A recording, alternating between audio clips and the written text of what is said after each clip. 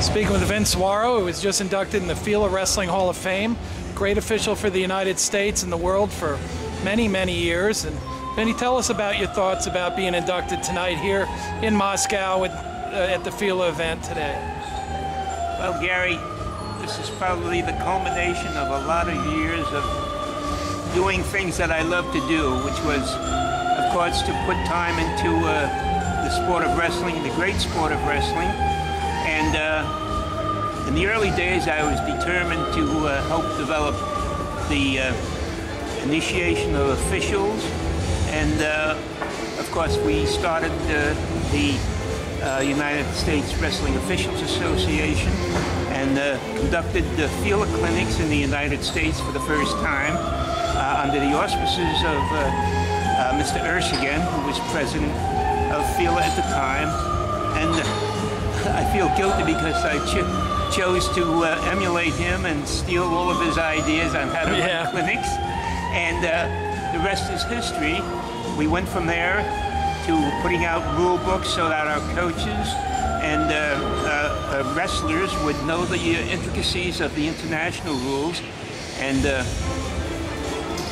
it was about 8 years before I ever heard the United States national anthem being played at a competition. It was 8 years we didn't do a thing until Wayne Wells had won his gold in Canada at the World's Championships.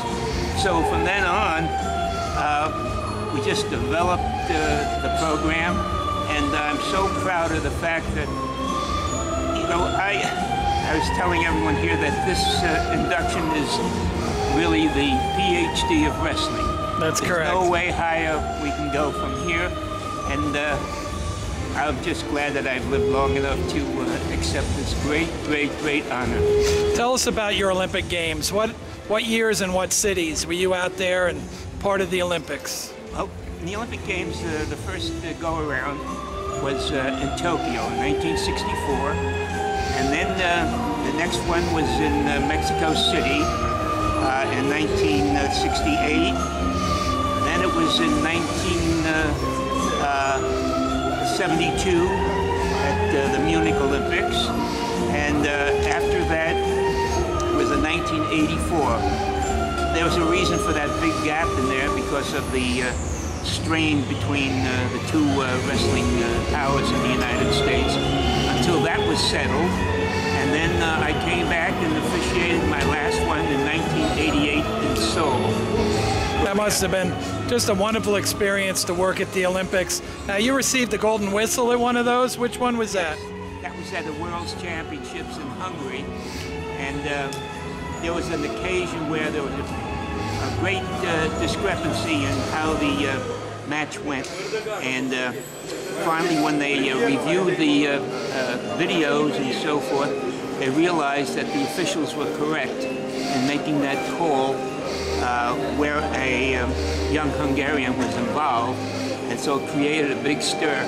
And so all of your officials, well, the 4 of the officials that were assigned to that particular match, all got gold medals, gold whistles. Now, what do you think about coming here to Russia to receive this? This is a great wrestling country. You've officiated here before, a lot of heritage here. Does it feel good to get recognized in a place that really loves wrestling? I was so excited when I heard that the World's Championships were going to be here in Moscow, and that the induction ceremonies were also going to be here, because as you saw here at the reception, most of these Russian delegates and Russian officials, we just got along so well. In those days it was difficult, but you know, sports seems to be the cure for all ills, and so I just love being here in Moscow for another turn. Hopefully it may be my last turn here, but I'm looking forward to coming back again. And I bet you've seen a lot of friends here, huh? Oh my goodness. You know, when I first started in this thing, I used to tell people I get kissed by more strange men than I do by strange women, because they're so lovable. You know, there's such a heart and camaraderie within the wrestling community, and just comes out of your heart. Well, congratulations, Vince. We're real proud of you. Thanks, Especially us New Yorkers, but, right. but everyone in the United States, that you are now a member of the FILA Wrestling Hall of Fame.